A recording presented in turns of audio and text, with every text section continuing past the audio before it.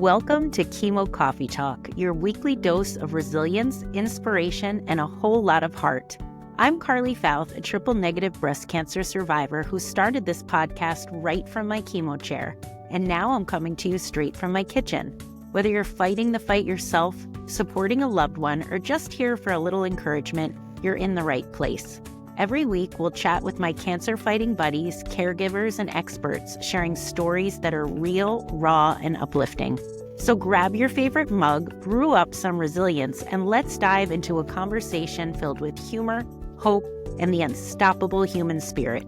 I'm committed to continuing this podcast to reach and help as many people as possible. And any kind of support makes a huge difference. So subscribe and share it with friends. Your support keeps me going and helps me spread hope even further. Thanks for listening.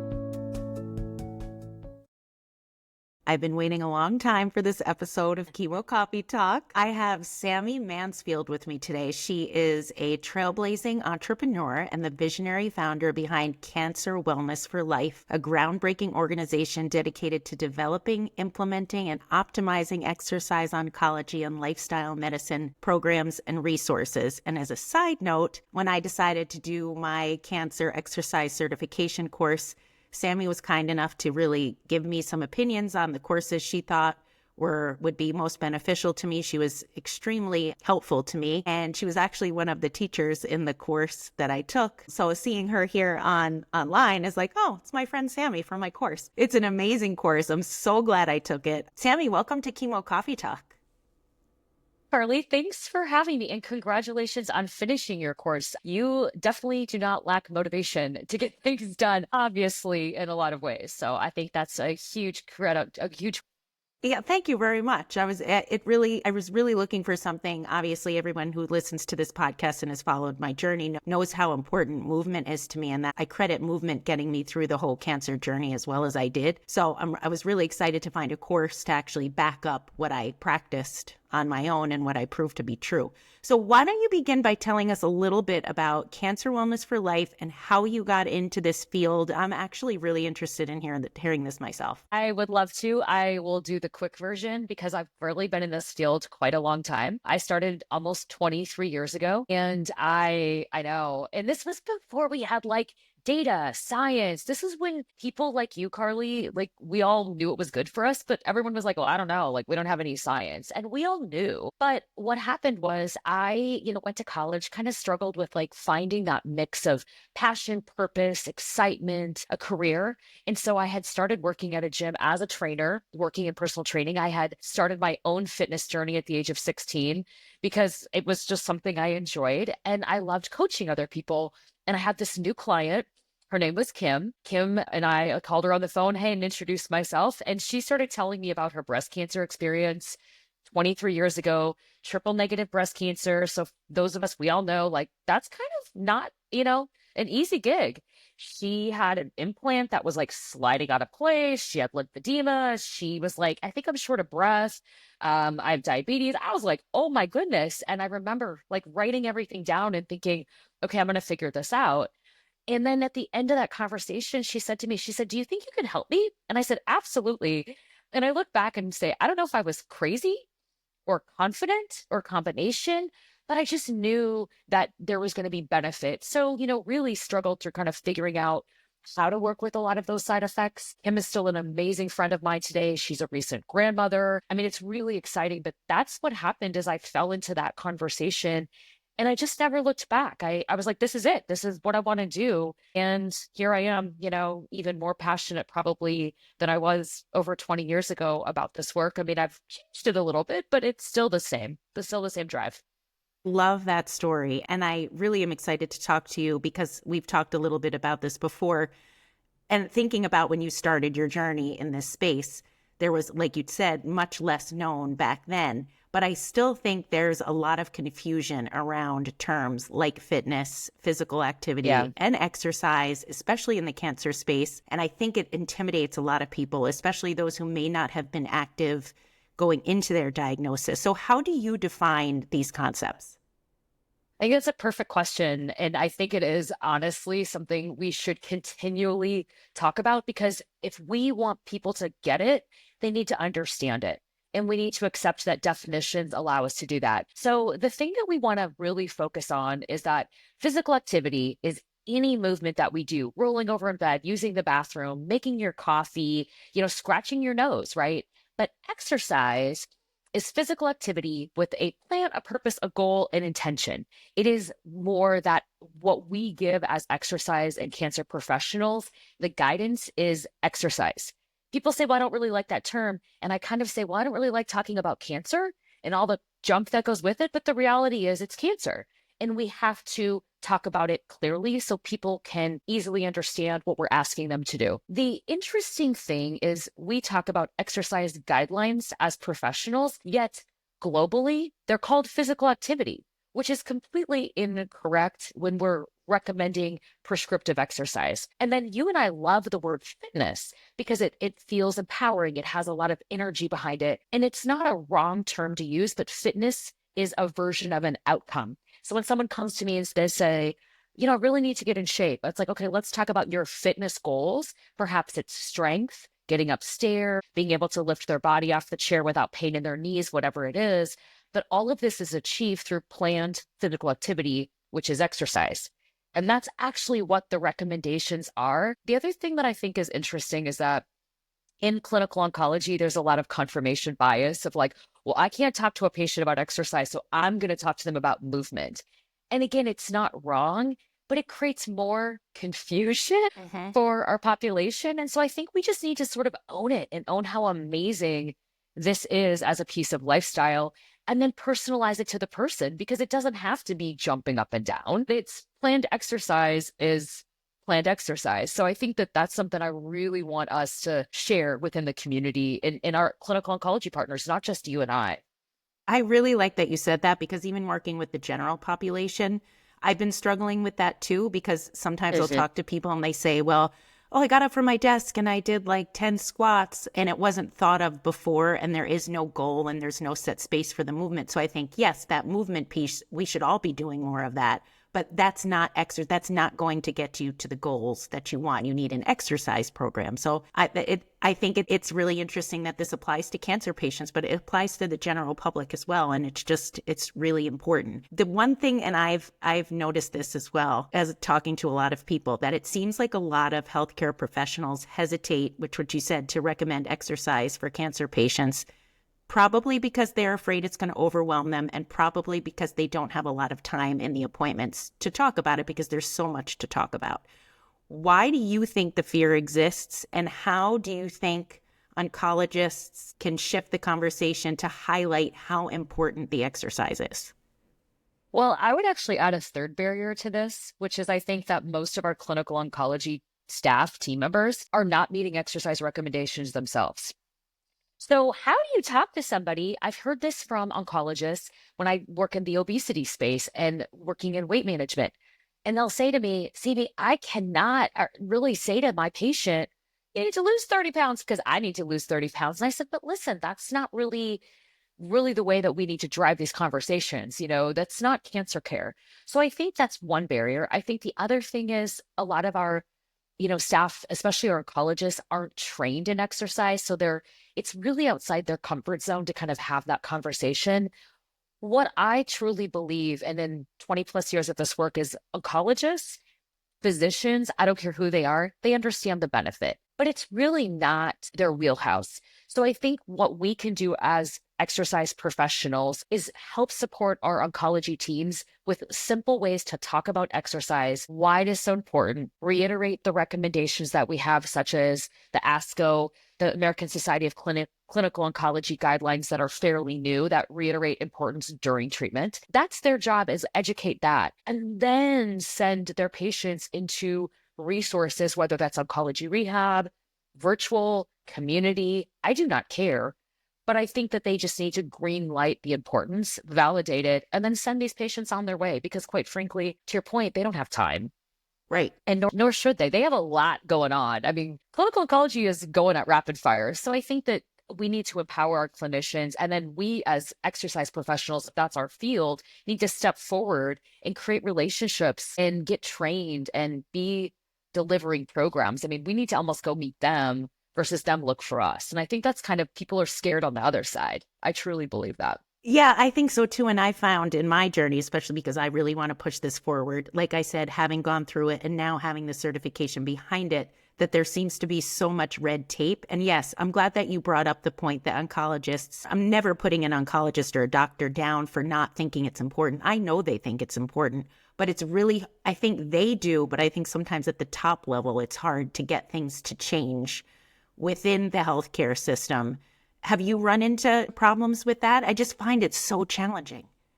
I think the biggest challenge that we see is that it isn't that people don't believe in it, but like when we look at healthcare and how healthcare is changing, first of all, exercise oncology is not reimbursable. Even if someone is a master's level exercise physiologist, similar to what we do in cardiac rehab. And so then there's this attitude of, well, we'll just build a cardiac rehab program like cancer. Well, the heart is one organ and cancer is a very different disease, different versions of that, right? So I think that the barriers are, we're not doing apples to apples here. Two, a lot of these programs, even including oncology rehab, which is reimbursable, is not that high dollar value for healthcare systems that are really struggling to keep their nose above water. And I think they're having to make really tough decisions on allocating where staff goes. So I think healthcare is one monster of something that I don't think we're going to change, just like I don't think we're going to see cure rates of cancer the way that we had hoped to, at least for a little bit more longer. 20 years ago, we're like, oh, we'll be here by 2020. And we know we're not. But I think that the opportunity exists to partner with health systems, to be a resource and be outside of a health system or just contract with a health system. Those are much more effective relationships at this current level of the healthcare landscape. And people say, well, we're not getting reimbursed.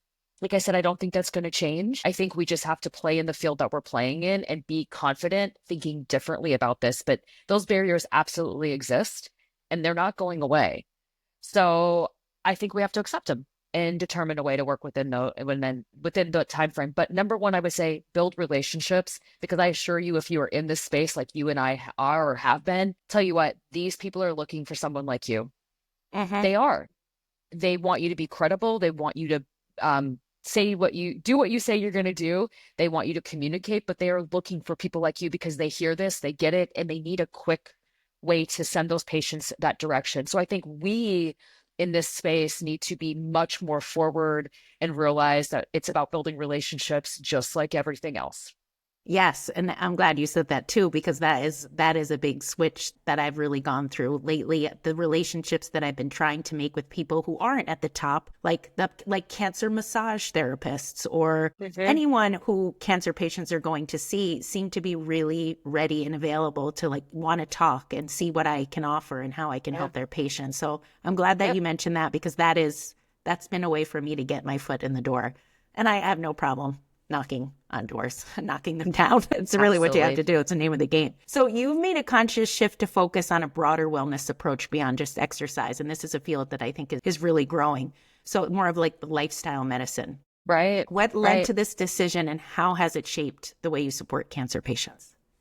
I think this was it was happening before I really owned it, because I really recognized myself in working with patients, caregivers, clinicians, that exercise outcomes were most successful when paired with other strategies, including, nutrition, talking about sleep and stress, and social connections is another pillar of lifestyle.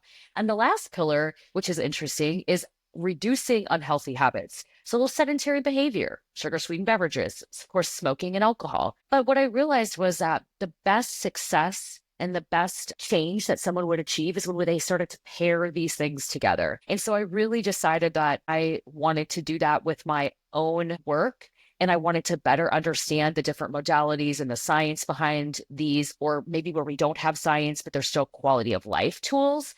And so I just naturally found my way to that space. It was interesting at first, because when I worked in clinical care, sometimes the registered dietitians would be like, whoa, hold on, my scope, your scope. And so I'd really work hard to say, okay, how can we bring our scopes together? How can I give you tools to work with patients that might be acutely ill, chemo, nausea, vomiting, diarrhea, etc. And how can I support you to take the patients that maybe don't have those acute needs, but just need general nutrition, and then we focus on their, say, exercise. And so really it's finding a way to work together, but then recognizing where maybe the scopes were, which is still the case of lifestyle medicine. We have generalists and we have specialists. And I think that the value is, how do we learn from one another? How do we build this comprehensive package? Because if we don't build it together, our patients that we support, our clinicians, don't have time to do all 6 pillars, right?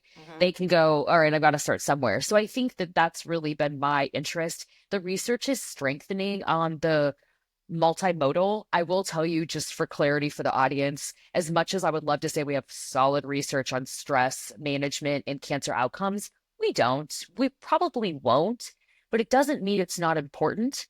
We just can't tell you it's going to improve your survival. And I think that is often like misconstrued. And so sometimes it's being confident of like, the data exists in nutrition and exercise and reducing unhealthy habits. Let's power those forward with the foundation of all of the other supportive modalities. And that is comprehensive care under lifestyle medicine. Yeah, the stress, really thought that was interesting in the course, that there is no proof, actually, scientific proof that stress can cause cancer or reduce your chance of survival. But I also think that the mental health thing, you can't really prove that positive thinking helps your outcome. But there's also that quality of life when you're going through it.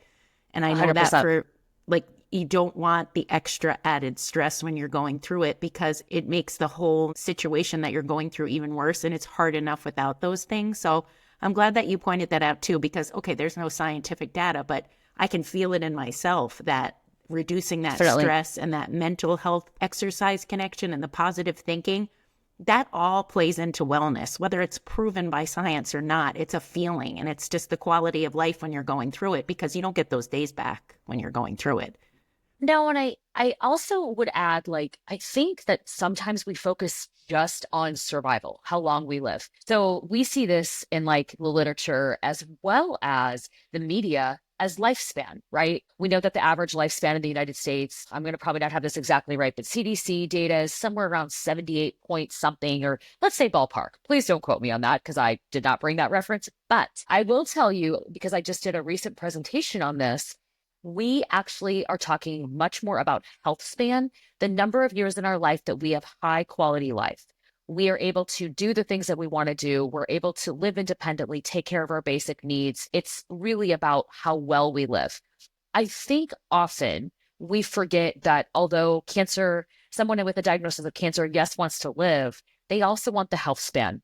In the United States, we have the worst health span disparity in the world. It's currently 12.9 years. So that's the number of years that the average American is going to live with poor quality of life. For anyone listening who is a cancer survivor, those months and years are already taken into consideration as low health span, right? So you're already kind of behind the curveball. But for the rest of us, or for those other years, this is where these active lifestyle behaviors really matter. So I actually think, Carly, you're bringing back kind of the point that I really want to drive forward with lifestyle is, where's the science, but where's the health span focus for the individuals? Because again, if they have 10 years of poor quality of life, whether that's I'm so stressed, I drink every night to knock myself out to go to sleep, I find myself eating 100% processed foods, I'm unhappy, I have poor mental health, that's not cancer survival in my mind. I don't care what your average life expectancy is. So I think we as lifestyle professionals need to kind of shift the focus and again, go back to the terminology, because when you talk to people about health span, they go, yes, I want that. But I'm not worried about the other one right now. I want that. That's why they do those things that we give them during treatment. So I think that again is a little bit of a language barrier, right? But the data is there, and it's a little eye-opening. It definitely is. It really is. I've learned so much about it and since my journey as well, and I find it fascinating. And it's just like, wow, I think that was the reason I went through that, is to find out all this good information, because like I said before, it's good for everyone to know these things. It doesn't matter what you're going through. Obviously, we're talking about cancer here, but anything you're going through, it's important to have those skills and work on those things. Now, let's talk about if a cancer patient or survivor is feeling hesitant about incorporating movement or exercise into their life. What's the first step you'd encourage them to take? I mean, the main thing that I really encourage people to do is just start with something planned, make a goal. I really believe in the power of frequency over intensity and duration to start, right? So it's like, what's the 1 to 5 minute thing that you can do every single day and build it in, thinking about the habit. My patient facing program is very much built on the concepts from James Clear's Atomic Habits. Thinking about reducing friction, thinking about, planning things out. What's your schedule? Putting things together in a package. So if you do a certain thing every day and you maybe in the morning are waiting for your coffee to percolate or whatever it is, can you do 3 minutes there or 5 minutes there? And I think the biggest thing for people is just starting. I do really think that we miss a lot of opportunity and recommendations when we just tell our cancer population to go walk, because although walking does improve some general benefits, physical, mental health, it doesn't really change fatigue to the impact that something like building skeletal muscle does or activating skeletal muscle. Because I tell people muscle strengthening is going to get you out of the chair, off the toilet, help you put your shoes on. Walking doesn't quite do that in that capacity. Although once you get up, you can walk, right? So I think the two things I really tell people is start, if you can, daily, at least 1 minute, maybe 3 to 5, and try to focus on strengthening exercises, even if they're chair-based. Or countertop push-ups are one of my favorites. People love countertop push-ups. Me too, Sammy. They're I love them. I liked them before cancer. They're like, everyone's like, I could do a push-up. And there's just sort of this, Yep. And I think that, those simple things that are already accessible, I actually like countertops way better than wall push-ups. Me because too. Like that angle on your wrist, and you're shoving your face in the wall. I know. I'm like, why do people do that? I don't either. Awful. Yeah. But I think that, just giving them something to do. I also would say my last thing is that don't feel like you have to have supervised prescriptive exercise to start, because I think that a lot of people, I think that everyone would benefit. But if that's a barrier, time, finances, access, don't wait for it. Just start. It's unlikely you're going to do something that's going to really harm your body in a small dose. And so I'm just a much more liberal person about just dabble, and then let's get you to the prescriptive, because I also find people are very motivated when you give them an exercise plan versus if you send them and they're not motivated. 100%. So those are kind of my starting points. Yeah. We like them when they're like, I'm ready to go. Yes. They do the plan and they go, oh my gosh, it's amazing. And you're like, I knew it. I have to get them to do it. And we can't always hold their hand or show up at their house. So small wins. That's huge. I like giving clients small wins too. Like, just so you can feel small wins. This wasn't as bad as I thought. And look how good I feel. Like, I feel like that's the ticket. I love it. Well, Sami, where can people find you? Find your, like, where can they reach you? Follow you on Instagram? I follow you on Instagram. So. Yes. So Cancer Wellness for Life I have a website. It's Cancer Wellness for Life. I'll put that in the show notes too. Yep. So yes, perfect. So I'll let you put the links out there. We do have the kind of more clinical facing things. And then we do have a patient facing, as I call it, patient facing, a survivor facing program that is lifestyle medicine and healthy body composition, weight management, depending on what someone is looking for. And that's called Shift. And I kind of was thinking about Shift earlier, like, I feel like I did Shift for me because I was shifting my career, but those are a couple of the options. And I try to be pretty regular on social, like anybody. I'm sort of on and then off, but I really focus my social media, especially like the Shift Instagram, on really practical things. So as you and I are recording this, it happens to be, the February Valentine holiday-ish, and everybody thinks about chocolate. So I created this quinoa chocolate bark. I know. Sounds good. It's so good. Unfortunately, it's too good. And I'm married to somebody who doesn't like quinoa, which just seems silly, but that's his problem. Yeah. So I'm going to eat it all myself. But you know what? Family like, hey, whatever. So I try to put fun, things out there for exercise, nutrition, sleep, stress, etc. So I'm around on both of those things as well. Yeah. Well, thank you so much for joining me. You're just such a pleasure to talk to, and you're doing such great work. And thanks for being a role model to me. Likewise, I'm so glad you're just growing in the field. We need so many more of you, Carly. So this is fantastic. Thank you so much for having me. Thanks for joining me today on Chemo Coffee Talk. I hope this conversation left you feeling inspired, uplifted, and a little more connected. Don't forget to subscribe, share this episode with someone who might need it, and leave a review. It helps me reach more people looking for hope and resilience. And remember, no matter what you're facing, you're never alone. Until next time, take care of yourself and keep moving forward.